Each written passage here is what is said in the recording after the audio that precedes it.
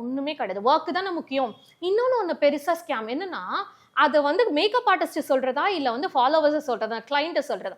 மொழன்னு இப்ப வந்து ரீடச் பண்ணுவீங்க. எல்லா ஃபீல்டுலயுமே நம்ம ரீடச் பண்ணுவோம். ஒரிஜினல் ரா அப்படியே வந்து முகத்த காமிக்க மாட்டோம். ஓகேங்களா? அந்த மாரி மேக்கப் வேணும். இப்ப எல்லா மேக்கப் ஆர்டிஸ்டும் ஒரு நல்ல ட்ரெண்ட் செட் பண்ணி வச்சிருக்காங்க. என்னன்னா ரீடச் பண்ணிடுறாங்க. அப்படியே மொழன்னு காமிக்கிறாங்க. அப்படி ஒரிஜினாலிட்டியா இருக்குமா? போர்ஸ் கண்டிப்பா இருக்கும். அந்த ரியாலிட்டியே தெரியல. நெறைய பேருக்கு தெரியல.